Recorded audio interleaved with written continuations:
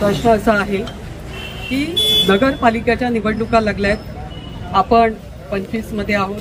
20-25च्या या निवडणुका सार्वत्रिक नगर परिषदेच्या होत असताना निश्चितपणाने आपल्यासोबत जो काही धोका झाला तो शिवछत्रपतींच्या या जन्मस्थळावरती या ठिकाणी असणाऱ्या सर्व 18 पकड जातींना घेऊन आपण सर्वांची मूठ बांधून चालण्याचा प्रयत्न केला.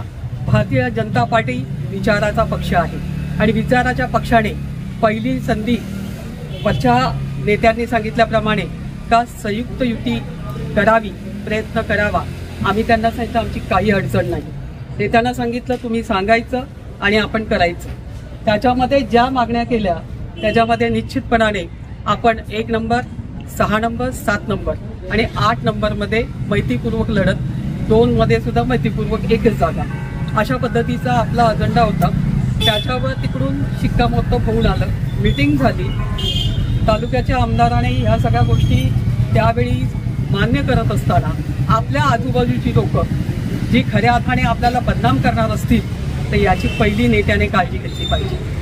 आपला नेता जसा आहे तसा कार्यकर्त्याला वागता आलं नाही तर निश्चितपणाने या अशा पद्धतीच्या प्रसंगांना आपल्याला सामोरे जावं लागतं. तुम्ही पाहिलं, आम्ही आमचा शब्द मांडला. आम्ही 1 मध्ये उमेदवार दिला नाही. आम्हाला 6, 7 आणि 8 मध्ये मैत्रीपूर्वक सांगितली, 2 मध्ये 1 जागा. त्याच्यावर समाधान मानून त्यांच्याकडे राज्याचं खातं म्हणजे एकनाथ शिंदेजींच्याकडे खातं असल्यामुळे आपण विचार केला की नगराध्यक्ष त्यांना मिळाला पाहिजे.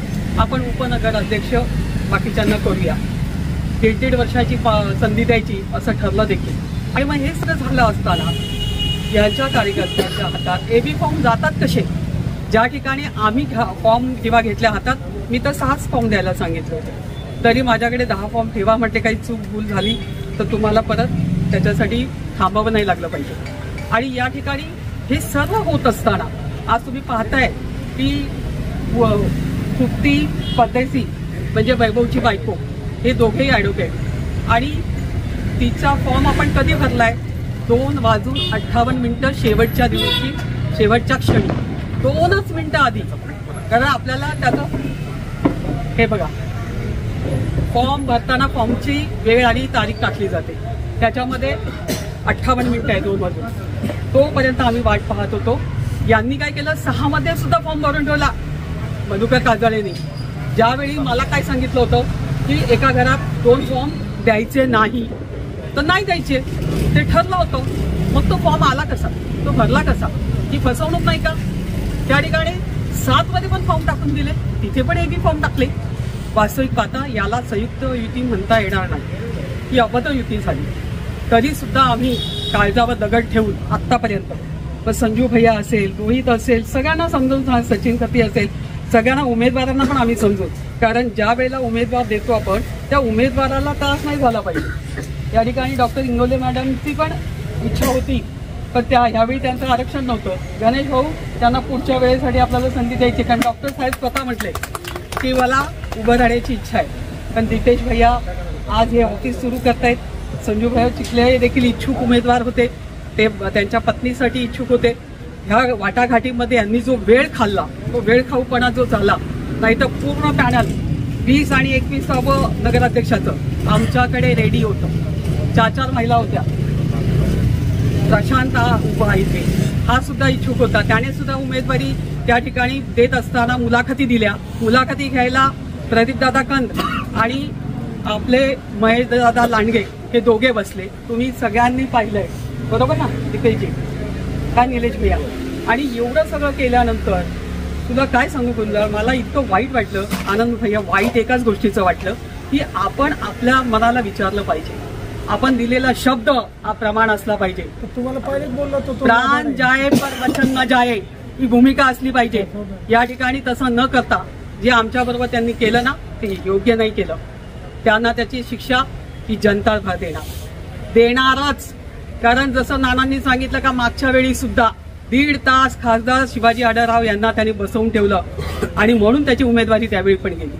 मग असं गद्दारी प्रत्येक वेळी करणारा माणूस आपल्याला परवडलंच नसतं. त्याने स्वतः पडून सगळ्यांना पाडलं असतं. त्याच्यापेक्षा आताचे आमचे सगळे उमेदवार पहा, एक उमेदवार तोला मोलाचा आहे. या ठिकाणी जे उमेदवार दिलेत ते पळणारे आहेत, ते जनतेच्या हितासाठी आहे, स्वतःच्या स्वार्थासाठी नाही. अनिल रोकडे सारखा माणूस गेली 3 वर्ष त्या 6 नंबर प्रभागामध्ये काम करतोय आणि तो त्या सभागृहात गेला नाही पाहिजे हा सांगणारा कोण? आणि आमचे जे आम्हाला प्रभाग दिले तिथे कोणाला द्यायचं तो आमचा पक्षाचा अधिकार आहे.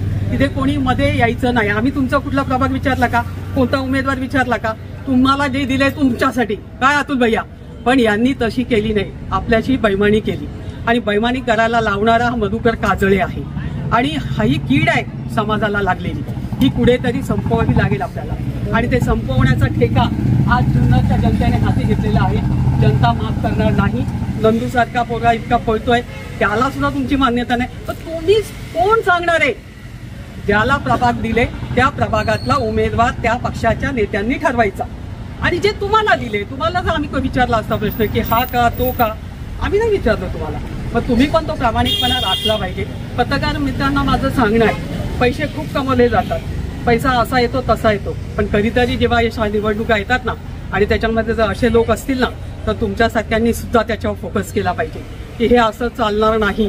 कारण आपण भारतीय संस्कृतीतले आहोत.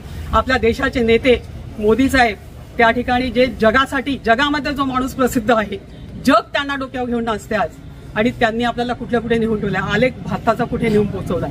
त्याचबरोबर महाराष्ट्रात देखील ज्या पद्धतीने तिन्ही नेते काम करतायत, मग अजितदादा असू दे, पालकमंत्री आहेत ते आपले, या ठिकाणी एकनाथजी शिंदे असू दे, भाऊसारखा तर माणूस होऊ शकत नाही. आणि देवेंद्रजी तर इतके सहनशील आहेत, इतके ते सगळ्या गोष्टी व्यवस्थित इथे पार पाडतात आणि म्हणून आम्हाला पूर्ण विश्वास आहे तुम्ही जेव्हा हे सगळे निवडून द्याल ना तर जिथे नाही त्या वॉर्डात सुद्धा आम्ही कामं करणार. कारण नगराध्यक्ष आमचा असणारच आहे, होणारच आहे. कारण ज्या वेळेला असं घडतं ना, वरती बसलेला चक्रधारी गप्प बसत नसतो. इथं रामाकडे ते चक्र आहे आणि राम निश्चितपणाने हा आशीर्वाद आपल्याला देणार आहेत. शिवाय छत्रपती आपल्याला आशीर्वाद देणार आहेत. त्या ठिकाणी डॉक्टर बाबासाहेब आंबेडकर आपल्याला आशीर्वाद देणार आहेत. कारण या सगळ्यांना पटणारं नाहीये आणि म्हणून आज जरी या ठिकाणी हे कार्यालयाचं उद्घाटन आहे, दीपेश भैयाचं कार्यालय आहे, तृप्तीचं कार्यालय आहे, ते प्रत्येक वॉर्डात प्रत्येक प्रभागामध्ये कार्यालय उघडी आहे. तुम्हाला जर यंत्रणेमध्ये कुठे काही कमी वाटलं किंवा काही सूचना असतील तर नक्की कार्यालय प्रमुखापर्यंत द्या अशी तुम्हाला मी अपेक्षा करते. आणि तुम्ही सगळ्यांनी देखील आमच्यासोबत आमच्या प्रचारामध्ये हे कमळ फुलवण्यासाठी साथ द्याल अशी अपेक्षा कडलक्सर करते. तुम्ही आल्यापासून म्हणत होता की काही कधी देणार बाईट, मी म्हणतो एक दिवस नक्की देते तुम्हाला बाईट. परंतु मी हेही सांगते की हा आजचा जो दिसतोय ते सगळे चेहरे पहा, चेहऱ्यांवरचं असणारं फुलणारं हसू पहा, ते स्मित पहा की ज्याच्याने एक समाधान वाटेल की चांगल्या मित्रांनी इथे दीपेशला पण मदत केली. निलेश आमचा गुंजा त्याने लगेच सांगितलं अरे खोल आणि घर चालू तू ऑफिस, म्हणजे दिलदार लोक आहे. संजूबाई आज 24 तास, भाभी कदाचित घरात आई बाबा पण ओरडत असतील पण इथे काम करणार आहे. आमचा रोहित त्याला झोप नाही अशा पद्धतीने. आणि आता तर अतुल भैया आणि हे तेच काही गप्प बसणारे नाहीयेत आणि आमच्या बायकाही तितक्या ताकदीच्या आहेत. आलं का लक्षात? त्यांना धनुष्य चालवता येतो की नाही हा. आणि गणेश भाऊला मी सांगितलंय, गणेश भाऊ जुन्नर काय सोडायचं नाही. कारण या भागीदारीमध्ये आपण सतीश कोणी आपल्याकडे बोट नाही केलं पाहिजे. संजू भैया म्हटलं पाहिजे साला कमळच फुललं पाहिजे. कमळ फुललं तर शहर फुले. शिवाजी महाराज की जय. जय श्रीराम. जय श्रीराम. भारतीय जनता पार्टीचा विजय असो.